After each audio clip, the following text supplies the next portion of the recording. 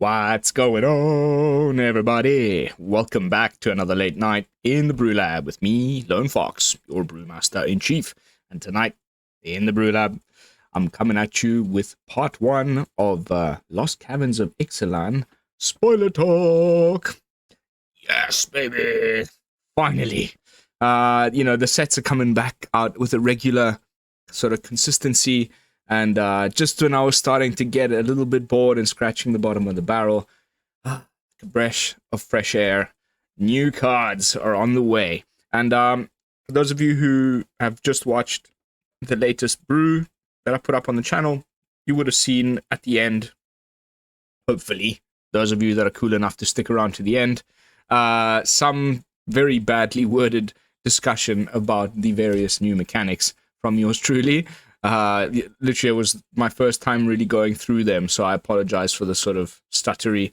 But it was, I guess, what makes my spoiler content unique is the fact that I am going in blind.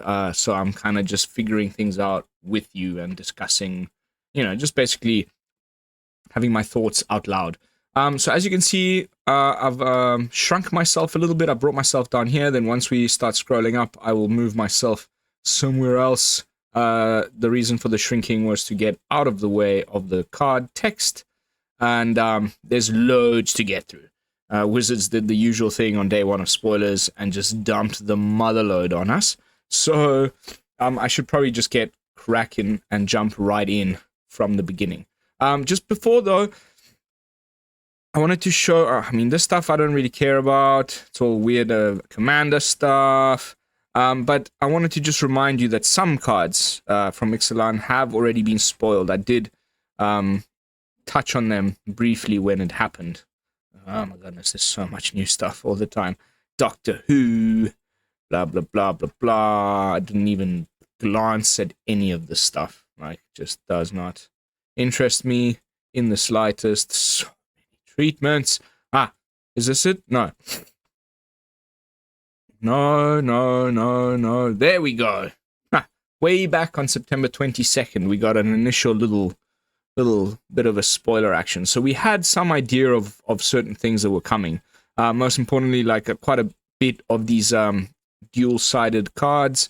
Then we already saw at least one of these things that turns into a land and back again. So some of the stuff won't come as a complete surprise. But yeah, there are a lot of new mechanics. This, what I've decided to have here on the side is Marrow's teaser. So then we can kind of go through some of the things that we discover already from today's spoilers and match them up with the teaser. Beg your pardon. So let me just speed things up here and stop blabbing and jump right in. Okay, so Saheeli's, the sun's Beg your pardon. The Sun's Brilliance. And is it legendary human artificer Saheeli? We all know Saheeli. There's a Planeswalker Saheeli in Standard right now. So you can pay an is it, a blue and a red, and tap it to create a token that's a copy of another target creature or artifact you control, except it's an artifact in addition to its other types. It gains haste. Sack it at the beginning of the next end step. Amazing. Like, super cool ability. It's just, not that it's ever really a problem in any format. There's got to be a certain number of answers for every sort of different type of threat to keep a format balanced. But right now, the number of removal options in so many different colors that can just easily deal with a 2-mana 2/2 for usually around 1 mana is ridiculous. So the chances of this being like the linchpin of your deck, like where everything revolves around having Saheeli stay on the board for a few turns. I've tried plenty of similar things, but it's usually then in a deck like more similar to an Illuminator Virtuoso deck where you have like Skrelv, bunch of hexproof, indestructible, save my guys spells, as I like to call them, to make sure that it sticks around.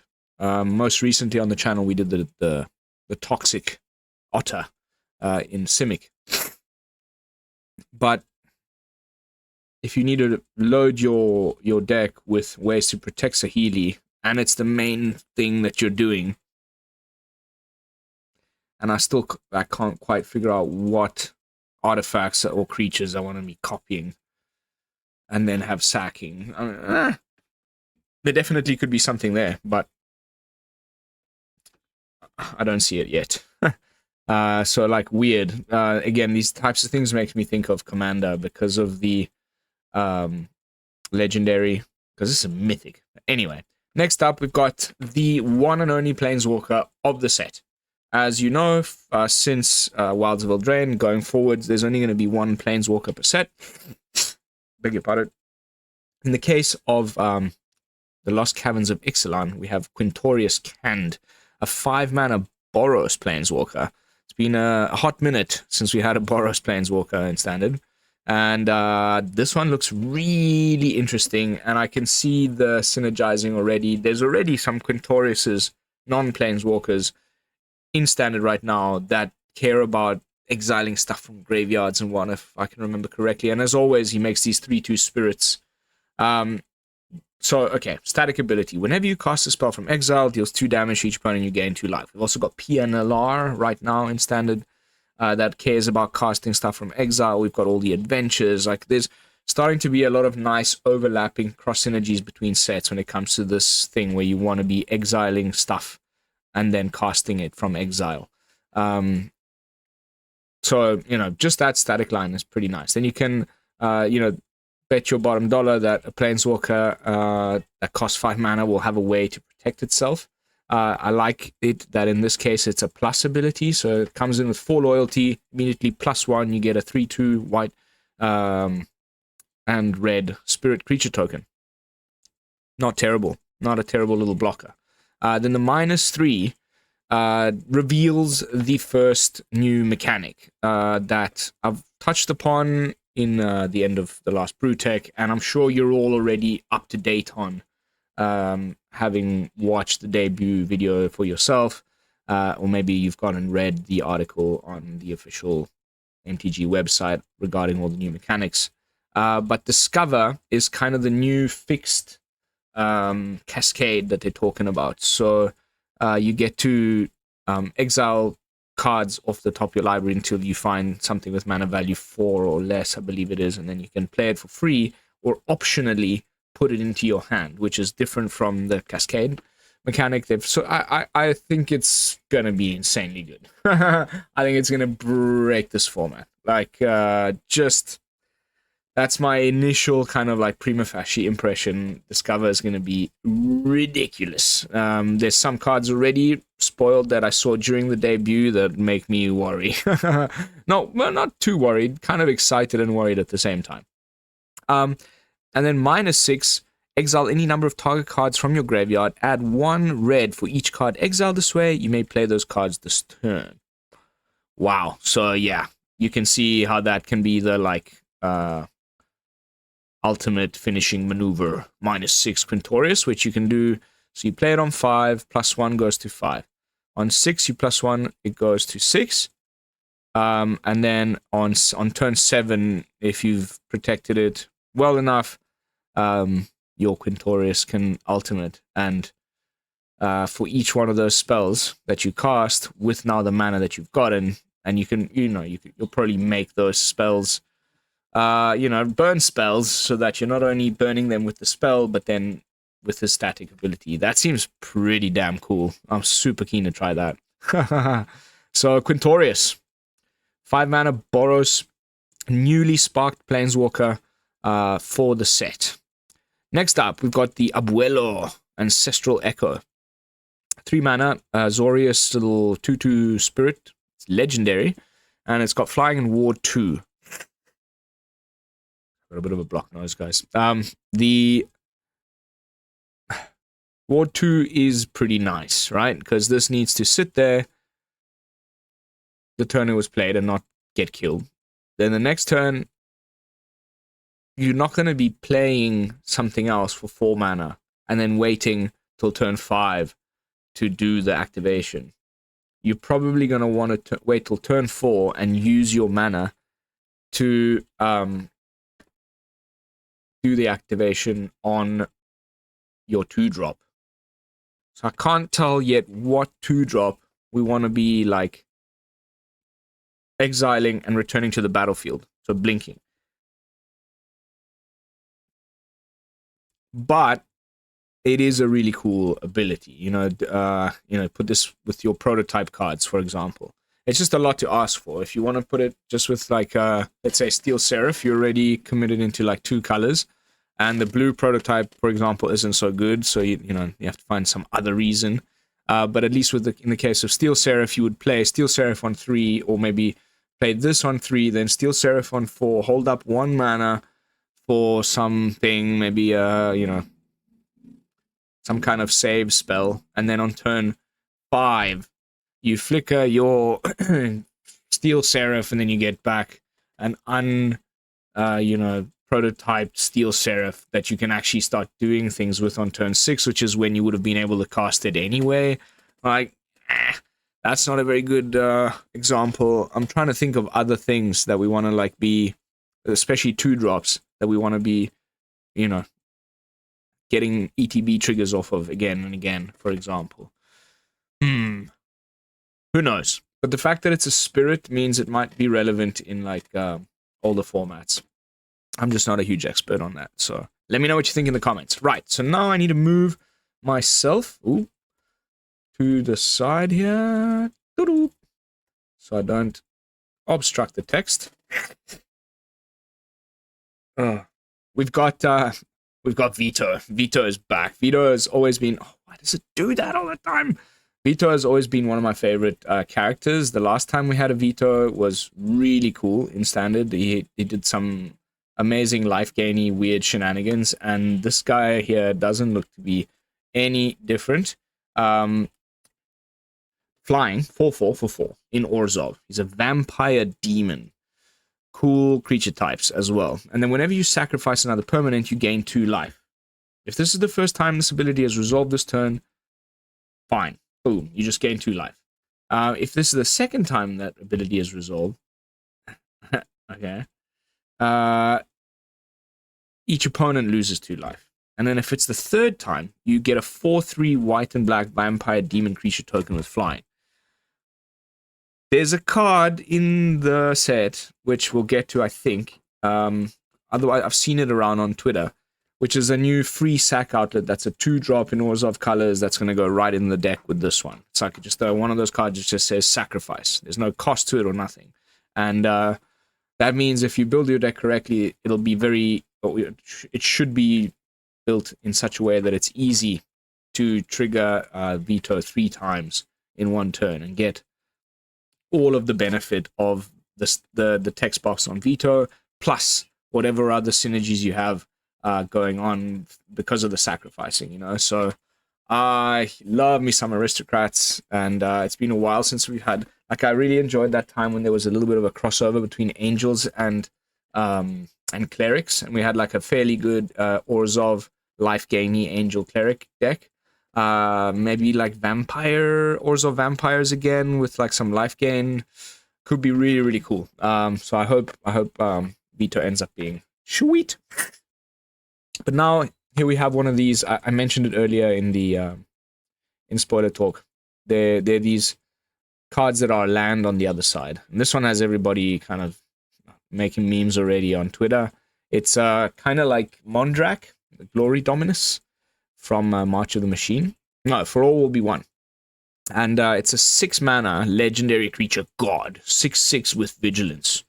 And then it says that if one or more creatures tokens would be created under your... So it's Mondrak, it's any token. In the case of Ogier Tak here, it's specifically creature tokens. Then it's a tripler instead of a doubler. And then whenever he dies, return it to the battlefield tapped and transformed under its owner's control. So, instead of having that indestructible counter that the Mondrak gets, this has of course, this gets hit with any of the million of exile things from Mono White or whatever, fine. But if it just dies, just normally destroyed, then it ends up flipping back into a land, and you get this Temple of a Civilization, which just taps for 1 plains, but then you can pay 3 and transform it if you attack with 3 or more creatures this turn. So, you know, it's pretty easy to get back as urge your attack. Maybe, you know, you put it as like a one-of. I wonder if these, because I made a mistake when I went through the first spoilers, and there was one card like this, the guy with the dinosaur arm. So sorry. And one of my subscribers called me out that I'd read it wrong. I just assumed that it was going to be a land, you know, on the front side. But then the little symbols at the top corners of the card, you know, are the way to look at things. So if the little triangle is pointing up, then you get that's the front side of the card.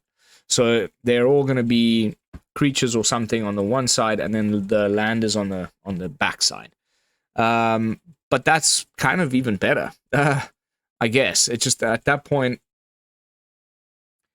will they count as lands, or at least half a land, as the MDFC lands from Zendikar? Was it Zendikar? Zendikar Rising? I think so. Anyway, you know what I'm talking about. You know, where you can like maybe cut 1 land from your deck and just play one of these, and then it's like often a land. I don't know. Next up, we've got, so apparently, really nice. Every color that didn't get a man's land in Wilds of Eldraine is now getting one. So the other 5 pairings get a new man's land in Lost Caverns of Ixalan. Yay.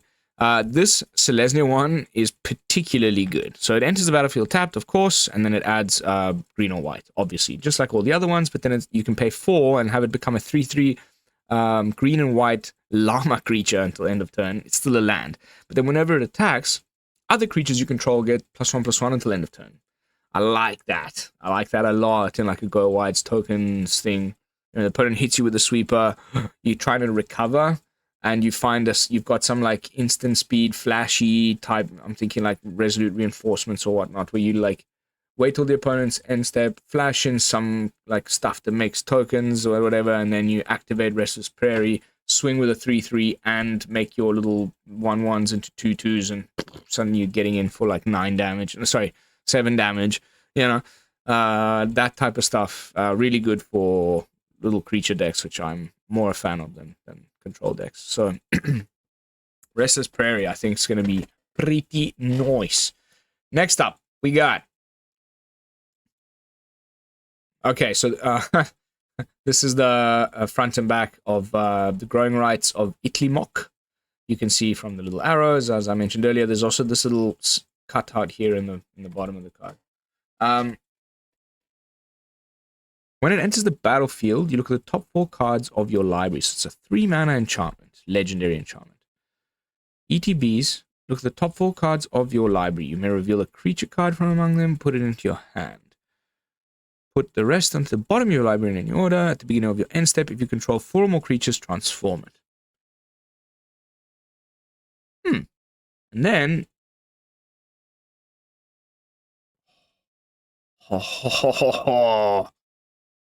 Oh, that is nice. That is a nice card, man, for ramp.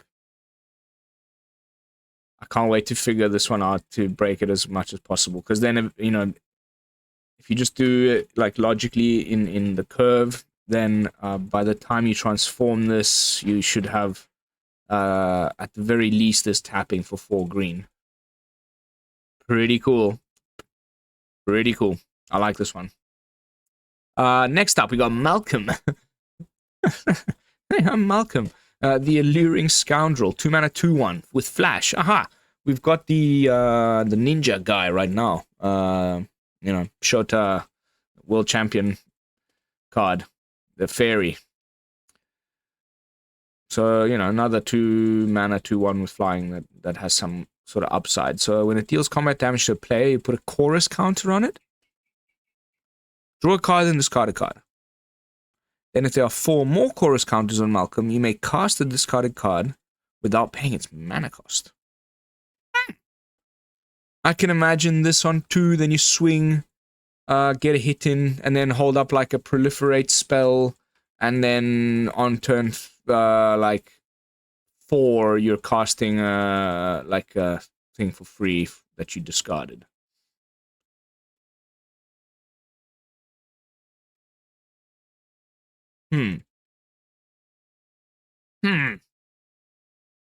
Okay. You know, having this just sit there, you flash it in, you know, therefore, you know, you don't just play this on 2. You hold up the mana on the opponent's end step, then you flash it in. You swing on 3 with relatively low risk, because you probably flash it in, you know, when the coast is clear. And then you've already got the mana, you know, on that. Then you play your 3rd land, and you hold up something with proliferate, and maybe like a, you know, fading hope. Beg your pardon, a slip out the back or something. And then the very next turn, you can already do the thing. And, you know, it puts stuff in the graveyard. You might want it to go there. Even I'm thinking of like the current mono blue Hori Jin deck.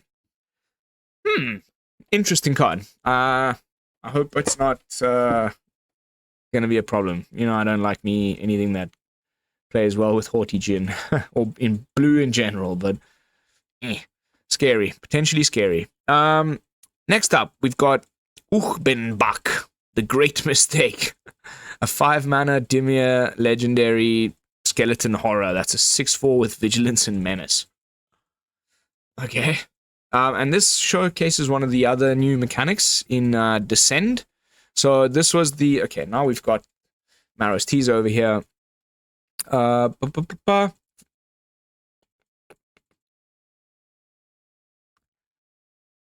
Yeah, a new ability word that cares about what's in your graveyard. Descend 8. So it depends on how many, you know, you need to have 8 permanents. So Descend, it's... this set is going to be nuts, guys, I promise you.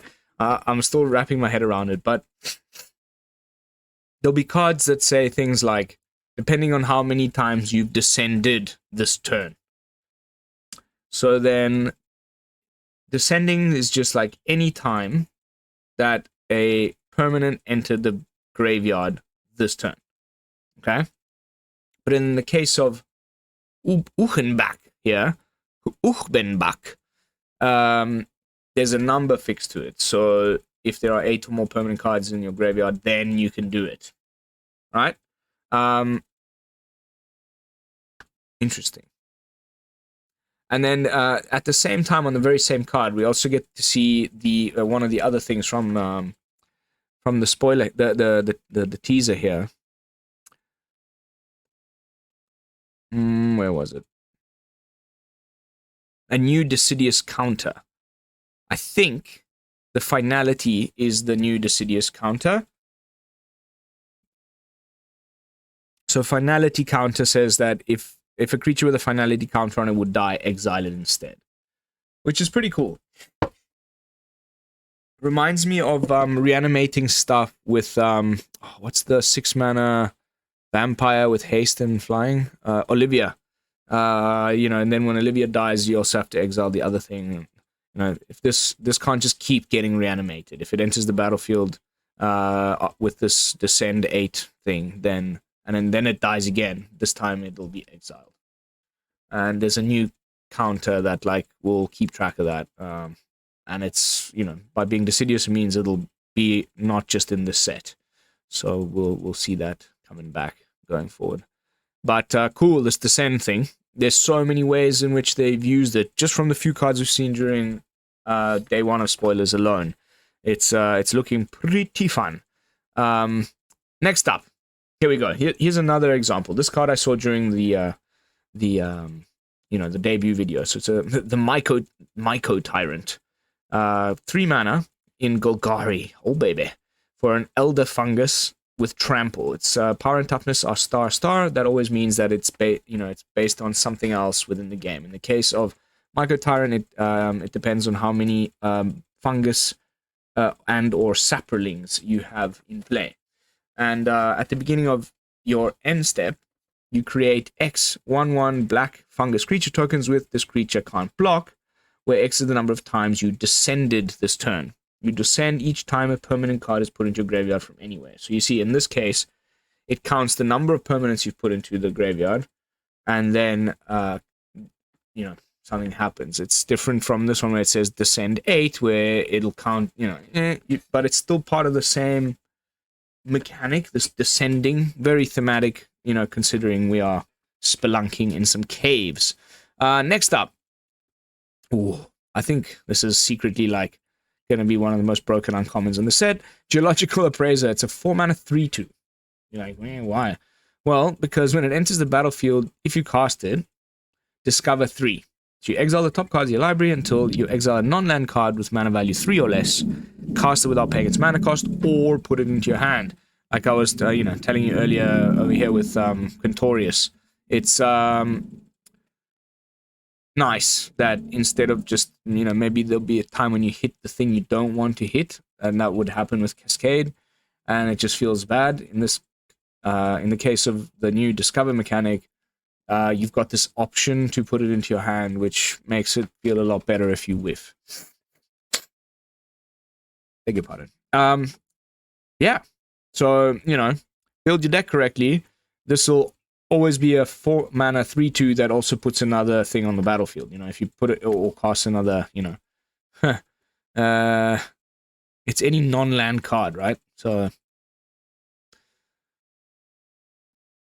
I like this type of mechanic because it really incentivizes creative deck building. It's kind of similar to what we've got going on right now with Invasion of Alara and the 2-mana adventure on the little raccoon guy.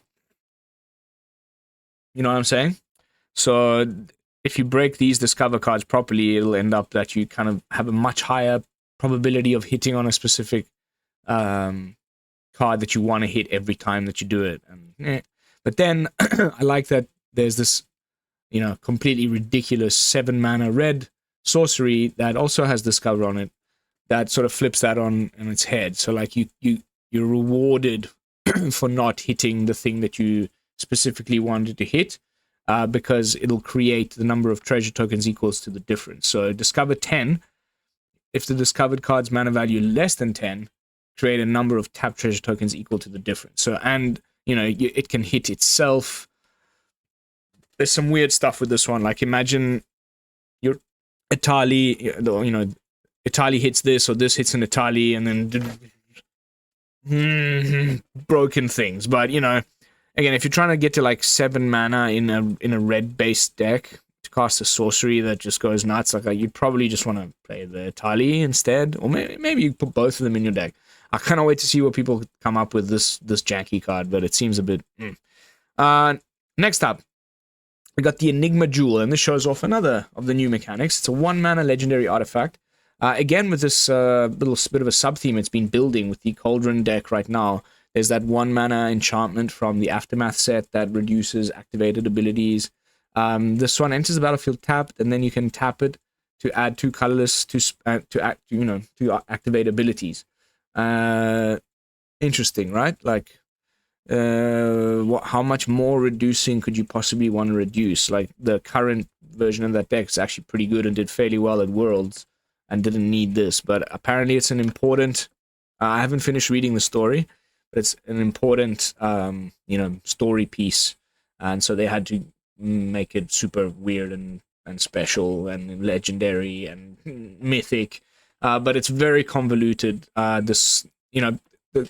be other cards we'll get to that have craft on it, which is much easier to do, but this explains it quite easily. So you can craft with 4 more non-lands with activated abilities. So that's a little caveat. You need to have specific things that are non-lands. They have to be things with activated abilities. And you exile it and exile the other things that are part of the requirements, and then it exiles itself and returns to the battlefield transformed. It reminds me of the Mech Titan core that we got in my goodness gracious me, was it Kamigawa? Where it like needed 5 artifacts on the battlefield, and then you could like exile it and the other 5 artifacts, and it would like assemble the Mech Titan core 1010. Remember that thing? It was ridiculous. That was kind of pre-shadowing of this crafting mechanic. It'll have like different requirements for each card, and when you assemble them, like you crafting, you make a different card and it'll transform. In the case of the Enigma Jewel here, the backside is the Locus of Enlightenment. Oh! And has each activated ability of the exile cards used to craft it. You may activate each of those abilities once each turn. What? Whenever you activate an ability that isn't a mana ability, copy it. You may choose new targets for the copy. Yeah, I mean, it costs... I guess this is an activated ability itself, so you can... Also, it's not a tap thing, the craft, so I'm assuming you can tap it, add the 2 colorless, and then have other things that reduce the, the cost of activated abilities, like the aforementioned little 1 mana enchantment. Further reducing, you bring that 8, 9, 8 and 1 blue down to like whatever, something much less. And then you can craft this much sooner than turn 9. And then you get that crazy freaking text box on the backside. It's not terrible. I mean, it's super janky, but I cannot wait to see if this ends up doing something, because the only real downside that I can see is this like convoluted and expensive crafting. But then the rest is all just pretty good. A 1-drop for your like artifact blue deck. Maybe even fusing nicely along with things with power stones and whatnot. And then you've got the 3-drop. The Thran Spider has an activated ability. Trying to think what else. Interesting. Next up, we got the Spyglass Siren. 1 mana, 1/1. And when it enters the battlefield, create a map token. Okay, so this is again another new mechanic. It's called Explore. And so here we've got another card with it on the side. So you basically, when you explore, you reveal the top card of your library. You put that card into your hand if it's a land. Otherwise, you put a +1/+1 counter on that creature. Then put that card back on top or into your graveyard. Like, the amount of like impactful little decisions within one like game action, this to explore is crazy if you think about it. You're revealing the top card of your library. If it's a land, you put it into your hand, so that's just straight up card advantage. Then if it isn't a land, so you whiff, you grow the thing that explored. It gets a +1/+1 counter on it. And then not only that, you might not want that card on the top of your library, or you might be playing some sort of graveyard shenanigans deck, and you have this additional choice of either putting it back on top or putting it in your graveyard. It's like actually pretty ridiculous if you think about it. It's kind of like Surveil and Scry and in one, with some like crazy upsides. Growing your creature or getting a land is just great. And like, going back to the Siren here, I'm thinking of the little 1 mana vampire that we have right now in the mono red burn deck, where it enters the battlefield and makes a blood token, and it's just a 1/1 common. Like, this is clearly just better than that, if you especially if you want to do stuff with Explore, because it's also got flying. Like, pretty cool, man. I think this might end up being one of the more playable commons if there's like a cool deck that cares about maybe not only because these map tokens are artifacts, so it's again like another new sort of blood token type thing, when then you can pay 1, sack it, and do something. Cool that you can like target any creature that you want to do the exploring. So maybe you put the +1/+1 counter not on the Siren, but somewhere else. I like. Next up, we kind of touched upon it earlier, but it's finally here come the merfolks. Maybe this will be I can't wait on during early access to try Merfolk Tribal on day one of early access. We've already got the Lord for it in standard, and we just haven't seen it at all. People maybe even forgotten it exists because it was all leading up to Ixalan and the fact that there's Merfolk here. So finally, I wonder if it's going to end up being like a Simic deck or what colors. But I believe the Lord is a blue card, 2-mana, 2/2, I think. Gives Merfolk +1/+1. Ooh, we'll have to go and look in game again to check what that one did again. I'm actually gonna go do me some little theory crafting, provisional theory crafting right after I finish recording this. So it's X and a green. When it ETBs and explores X times. Yeah, nice. Really nice, superbly nice. Can you imagine, like you cast this on like turn 5 or something, you top deck this in the later game or something, make it X, and then you just like look at the top card of your library. If it's a land, put it into your hand. If it's not a land, put it in your graveyard and grow the Spelunker. Look at the next card again and again, like maybe 4 times. Well, how much filtering and like putting things where you want them to be, plus getting to grow your guy and finding lands. I think it's busted. Nice little card. Cool little curve filler. Will be interesting to see if it ends up making a splash in standard, if there's a good Merfolk deck or something, or a good Explore deck. But just in general, the Explore mechanic seems wowza. So hyped on the set, guys. Haha. There's so much going on. Transforming cards, lands that are creatures, and new mechanics, new counters, new tokens. It's going to be fun. I think it's going to be really fun. Souls of the Lost. 2-mana spirit. It's got... I like these. I like it when it has +1. Because usually there'll be situations where there's cards like this. The most recent one we have is the Somnophage, where like if there are no creatures in the graveyard, you play it and it just dies immediately because it's the power and toughness are each equal to the number of creatures in players' graveyards. In the case of Souls of the Lost, that won't happen because at the very least it'll come into play as a 1/0, as a 0/1. Sorry. Oh, wait, no. Power and toughness. Yeah, exactly. It's in the toughness. Beg your pardon.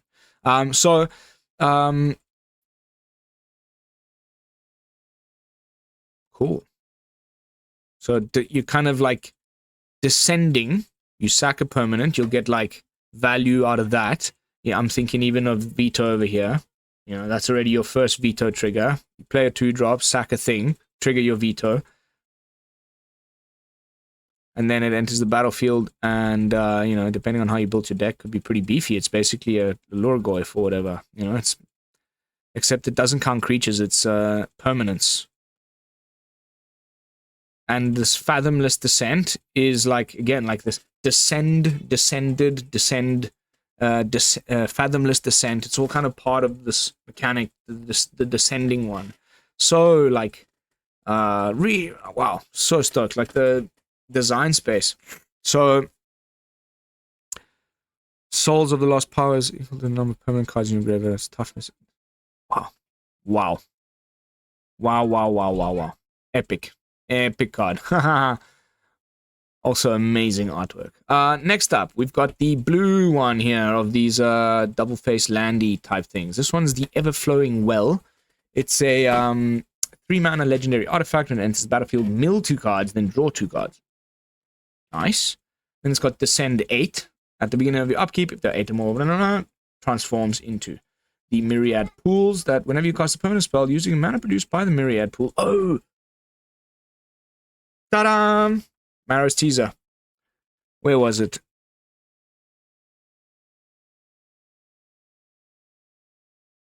Ta-da! There it is. That's one of the spoilers. Sorry, one of the teasers. Okay, now it makes sense.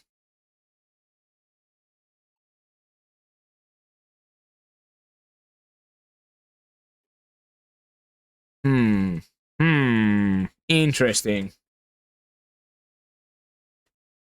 Interesting. Can't think of where I would play this quite yet.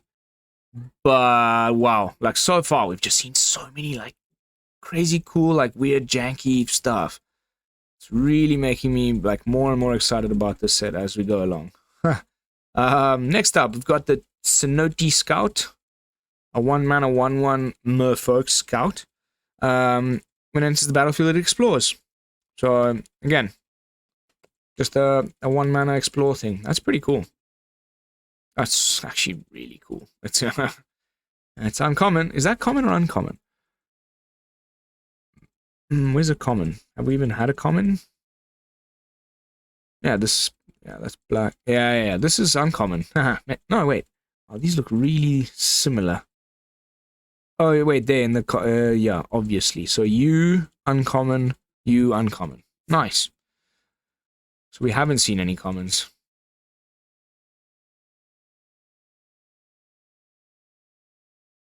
Huh. 0 commons on day 1? Interesting. Oh, here we go. There's some up here. Well, we'll get to them. So, next up, we've got... This one looks really interesting, and I'm a little bit scared of it. I'm a little bit worried about this card. It seems just a bit ridiculous. So, it's a 2-mana artifact with flash. When it enters the battlefield, it deals 5 damage to target a tapped creature an opponent controls. What? What? Okay. And then, so that's just already ridiculous. Like in my freaking automaton deck. Just flash in a thing that triggers my automaton and kills one of the opponent's creatures and like kills Sheoldreds. And then it's like a relevant creature type on the board for bargain for so many things. Or you can craft it into... And this is where I get scared of the card, okay? You pay 4 mana, so probably it sits there for like 2 turns. And then you need to exile only it and 1 other artifact you control, or 1 in your graveyard. So like very, very easy. And then you transform it into this Blade Wheel Chariot, which is a freaking vehicle. I'm getting like Bankbuster vibes. Because it's 2 mana and it can turn into pretty quickly into a freaking 5/5 with only crew 1. And you don't even need to have a thing to crew it with. You can just tap 2 other untapped artifacts you control. So like Power Stones, you name it. Like, dude, this is a sick ass little card. I think, like, we just had a look at my recent take on the Automaton Mono White deck. I think, like, maybe finally getting completely rid of the cross synergizy enchantment stuff where I was playing Michiko's Reign of Truth and Ossification, and just played this as another removal spell alongside your Glass Casket, and then just go more all in on the artifact synergies, and that'll like free up another 4 slots instead of the Michikos, maybe. Or maybe we still play the Michikos. No. I think Ossification is probably still better than this. But I don't know by how much, man. A 5/5? That's big, man. That's big. And like, even if the opponent kills your crew members, you can crew it just by tapping 2 Power Stones. Or like 2 treasures or 2 whatever. Next up, we've got Cavernous Maw, and this I just wanted to touch on briefly because it's the new, thing here from Marrow's teaser. Where was it? A new land subtype. So as predicted, I said caverns. Ended up being cave, but here we are.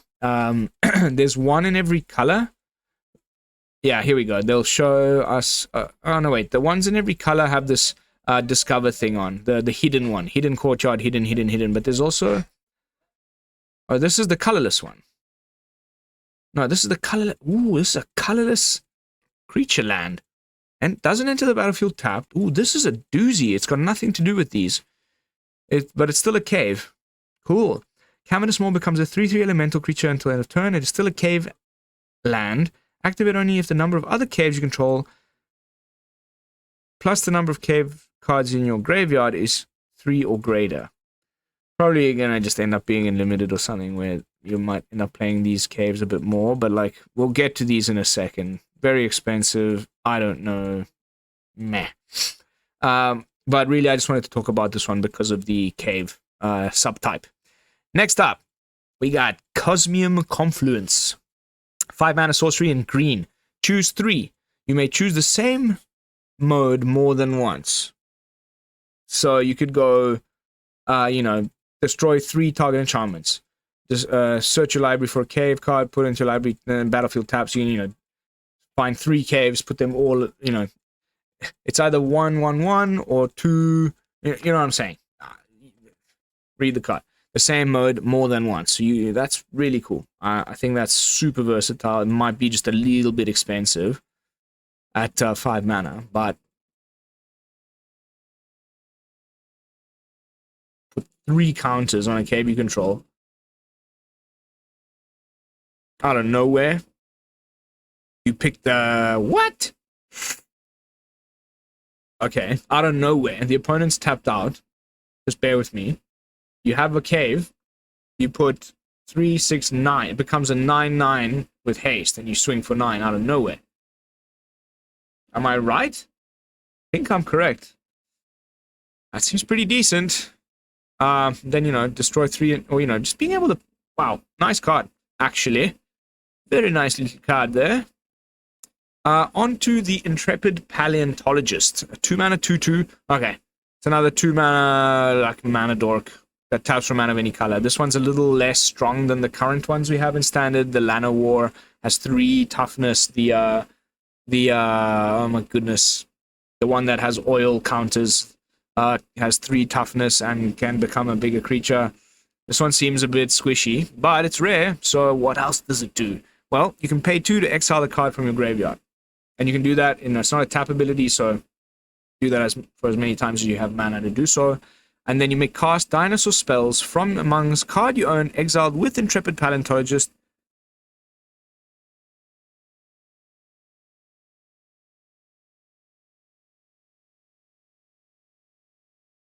Yeah. So, I guess I like the flavor a lot. He's a paleontologist, and then he can reanimate, bring back dead creatures for one last spin with a finality counter on them. So maybe a way to recover one of your previously killed Italis and do the thing again.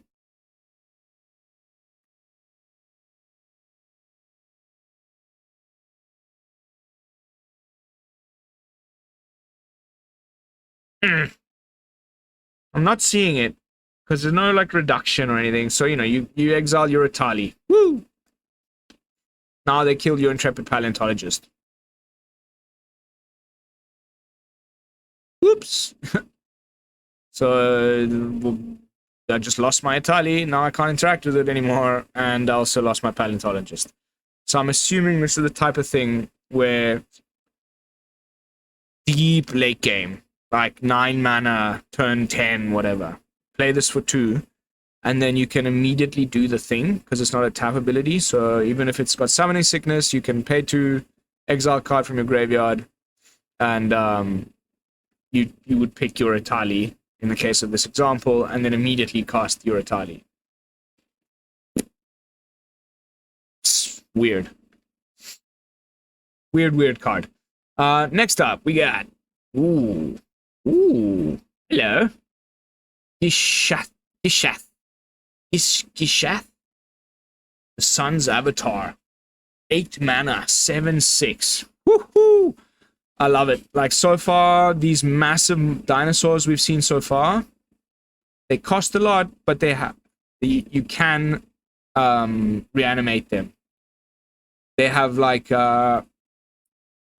there's none of these things that say if it was cast, where was it?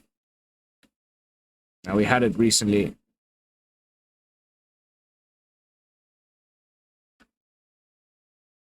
Where was it? Anyway, you know what I'm saying. it'll happen regardless of whether you reanimated it or cheated it into play with some other way. So this type of stuff, you're trying probably not to just ramp to 8 mana naturally, but it's really not that difficult to do anyway. But still, you could reanimate this and straight away attack because it's got haste, vigilance, and trample. Wow, that is a nice reanimation target, because then whenever it deals combat damage to a player, you reveal that many cards from the top of your library, and you put any number of dinosaur creature cards from among them onto the battlefield, and the rest onto the bottom of your library in a random order. So potentially it gets in for 7, and you can free cast a freaking Etali. No, wait. It's got no... Okay, yeah. No, it's got... No, the 7 has nothing to do with the casting cost of the... It's just... It depends how deep you go into your library. So even if you just get through for 1 damage with the trample, and the top card of your library is an Etali, boom, free Etali. Epic. Oh my goodness, I can't wait to play with this card. Next up, going back to Veto over here. I was talking about the new free sack outlet. Bartholomew. Okay, no, this is in Bartolome del Presidio. Beg your pardon. So it's looking like an Orzhov Vampires. So it's a 2 mana 2/1 legendary, and then sacrifice another creature or artifact, put a +1/+1 counter. Oh my goodness, this is gonna be such a fun deck. I hope it works well. Oh my god, I'm so looking forward to this. Just any artifact or creature with no cost attached. Just, the most recent thing like this we got was the bloated processor, 3 mana black Phyrexian guy, and you could only sacrifice other Phyrexians. This doesn't make any just creature artifact. Very nice. Next up, we got 2 mana treasure map. This is the front side. You can pay 1, tap it, and scry 1. You put a landmark counter. There's another one of those new counters from Maros Teaser. And then if there are 3 or more of these landmark counters on it, you can remove them and transform treasure map. And you create 3 treasures when you transform it. So it pays you back for your investments, and in a many ways, because every time you're investing the mana, you're scrying. Spending the mana, you scry. Setting up, smoothing your draws. And then, when you finally get to the completion of your investment, it pays you back the mana that you spent on it to get there by getting 3 treasures. And then it flips into the treasure cove, which taps for a colorless, and then you can sacrifice it. Sacrifice a treasure and draw a card. I really, really like that. It's not even too broken. It's very slow and convoluted. So it's not like immediately ridiculous like something like a Bank Buster. But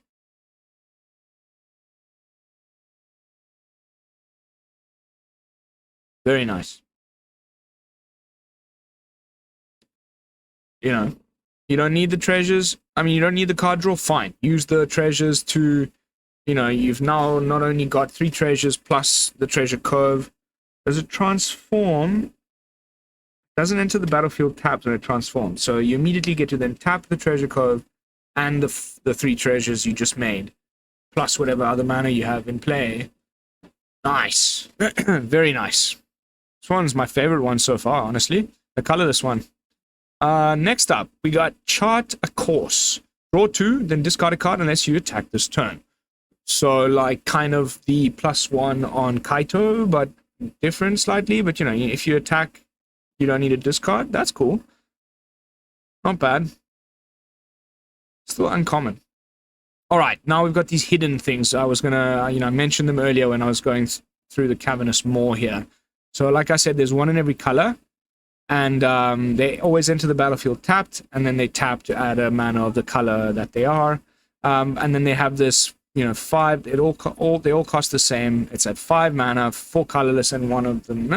And you can sack it and discover 4. And you can only do it as a sorcery. So you got to have 5 mana, because, you know, you got to you got to have 6 mana. You can't tap it to pay for its own tap cost.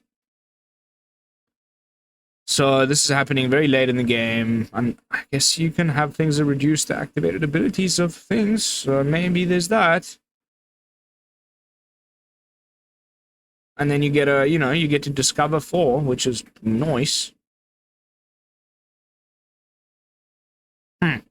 We'll have to see. I think these will probably just be relegated to draft, limited, but I might be completely wrong. I mean, okay, so this thing, you could already spend this, for example, to do that. It doesn't specify which activated abilities, whether it's from lands or not, so...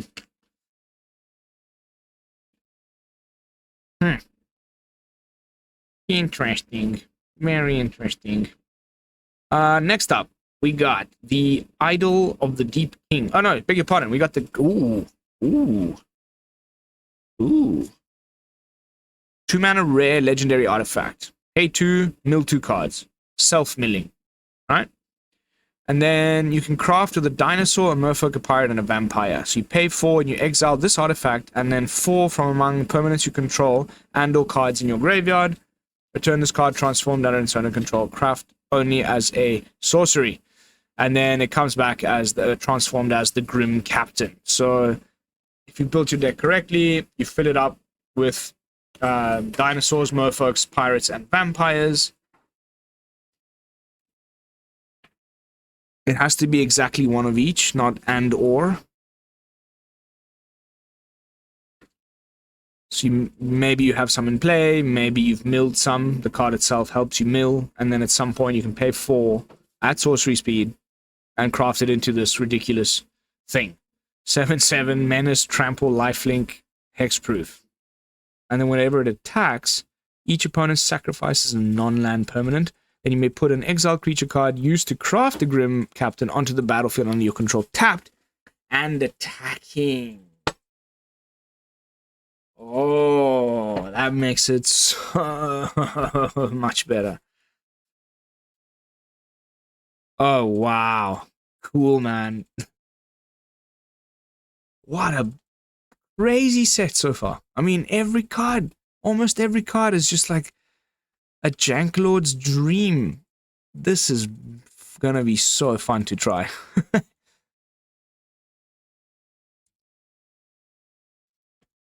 I like. Double thumbs up. Stamp of approval.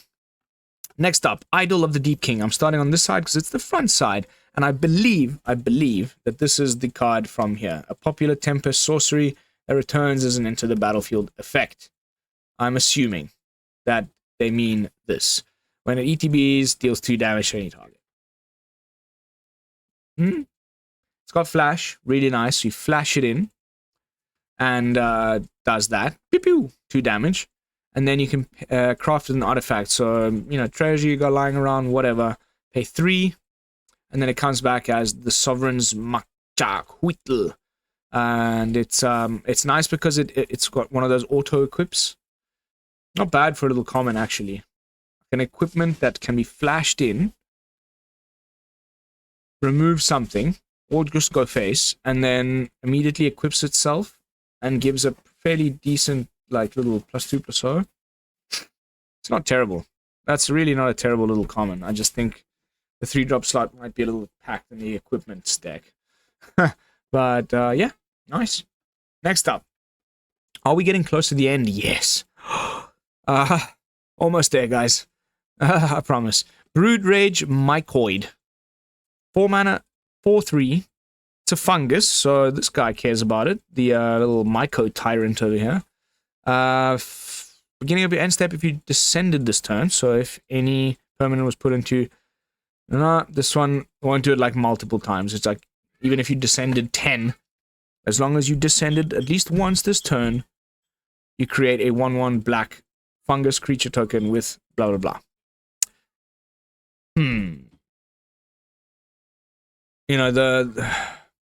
The the example I've been making a few times now, the Urabrask's Forge. When you, at the end step, sacrifice the token, the horror that the Forge makes, it's still going into the graveyard when you sacrifice it. It's a token, so it doesn't have a physical card. But it still would count as descending. If you trigger, you order your triggers correctly so that the Forge's trigger goes off first, then you will always get at least one little fungus out of the deal as well.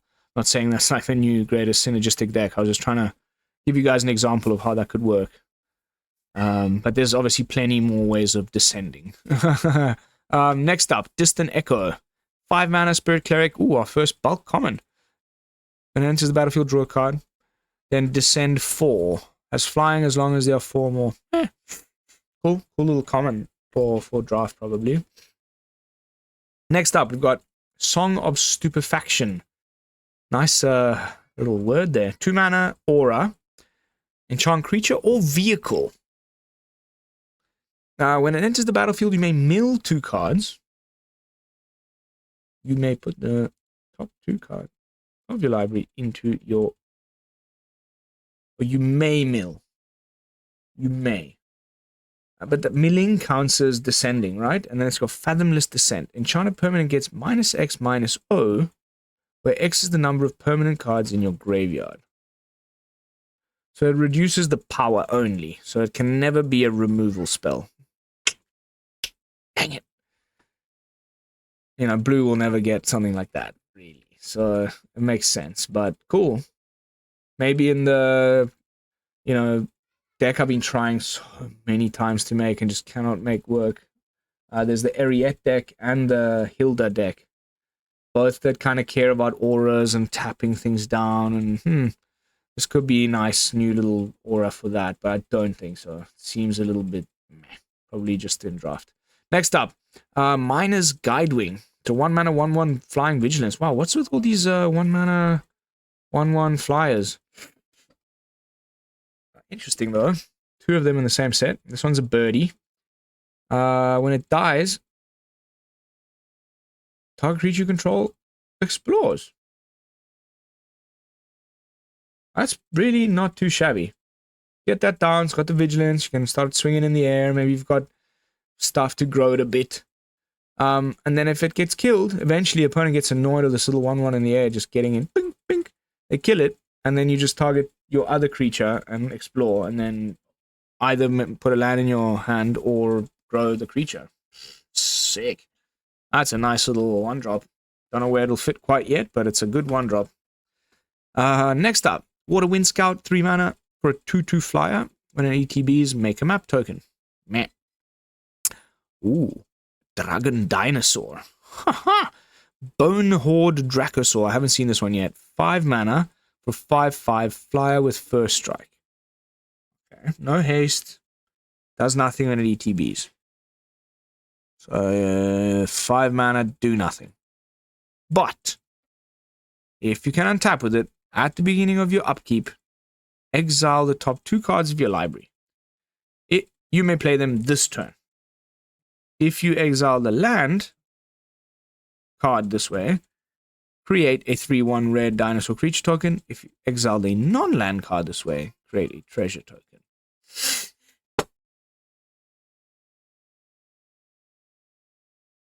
Kinda like a what's his name? There's a 3 mana. Oh goodness, I can never remember the name of him. The Golgari guy. When it enters the battlefield, he mills 3, and then if it's a land, he makes a treasure. If it's a creature, he makes a token. If it's he makes a blood. What was his name again? Anyway, completely different deck that it fits in or whatever, but similar in that, like, it depends what you exile. It makes different things. And then, if it sits on the board a little bit, 5/5 flying first strike is really not too shabby, but again, 5 mana investment for a do nothing that you need to like, and then build around specifically to get the most value out of the rest of the tech box. Seems a little bit meh to me. Next up, the Bringer of the Last Gift. What's that? Dearth. 7 mana. No, 6, 7, 8 mana. Vampire Demon with flying. It's a 6/6 with the ETBs. Had to have an ETB for this cost. If you cast it, there we go. Going back to the dinosaur from earlier. Not that that one had an ETB trigger, but the point I was trying to make was this one. Like, you have to actually cast it to get the trigger. You can't just reanimate it. Each player sacrifices all other creatures they control. Then each player returns all creature cards from their graveyards that weren't put this way to the battlefield. What?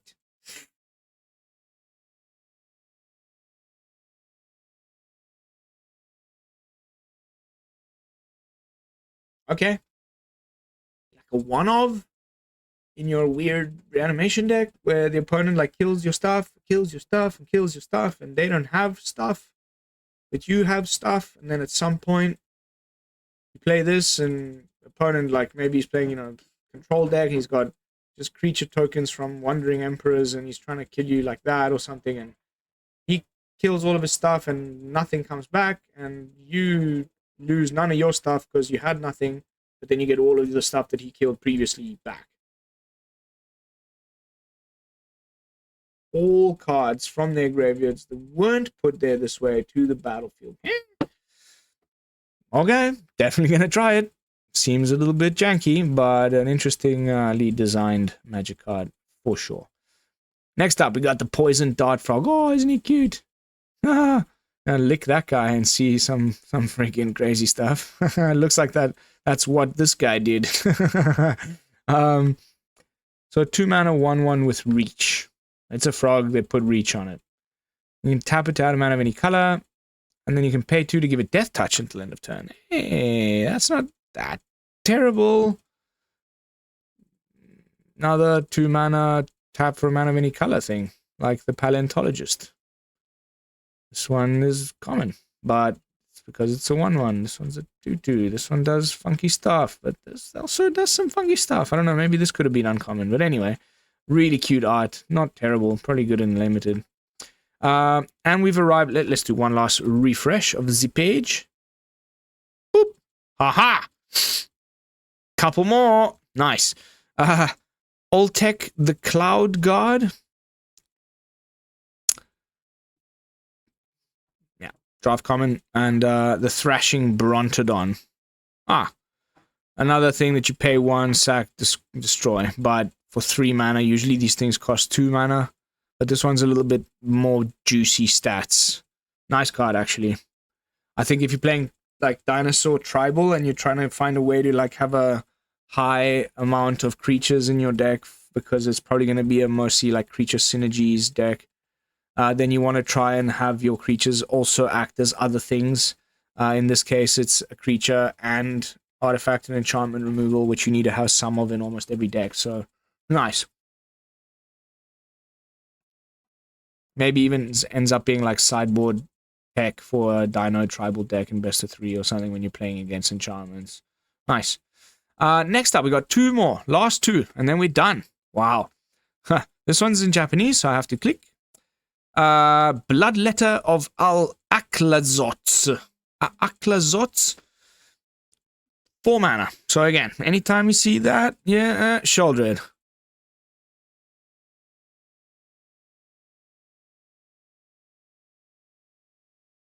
Yeah. Sheoldred and all the other incredible 4-drops that Black has. This is vying for position with those. Obliterators, Archfiends of the Dross, Sheoldreds, Sorin the Mirthless. Like, there's a lot of good 4-drops in Black. The new The End removal spell, which is ridiculously good. Will this, find its way in? Vampire Demon, so that's relevant types, at least going forwards, I think. And then whenever an opponent would lose life this turn, they lose twice that much life instead. Veto is also a 4-drop.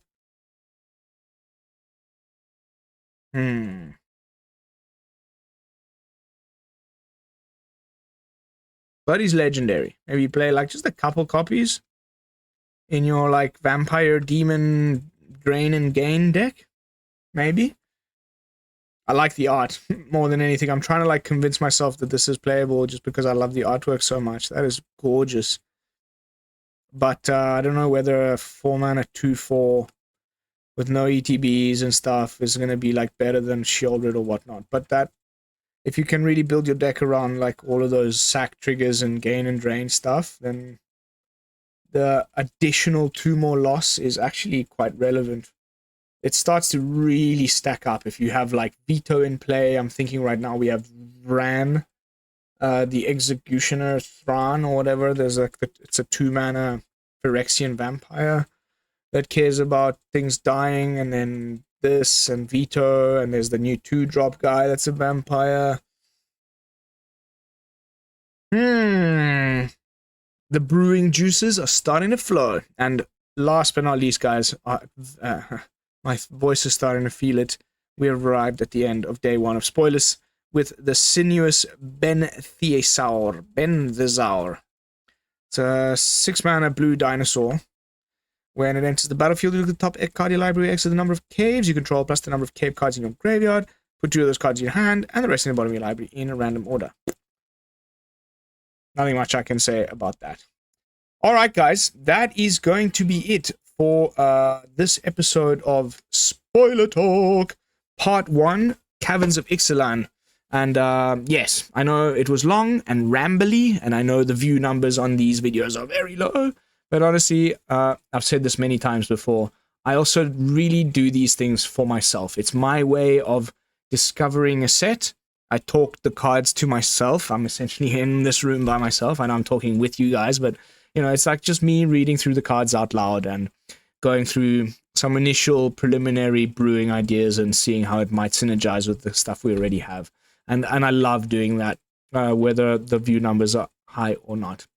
So you can expect there to be continuous episodes of Spoiler Talk throughout Lost Caverns of Ixalan spoiler season, culminating in early access, as always, and then some theory crafting and right into the new set on November 14th. But that is going to be it for this one, guys. Thank you so much for watching. As always, don't forget to like, comment, and subscribe. I'll see you all in the next one. And until then, this is Lone Fox from the Brew Lab, signing out. Peace, y'all.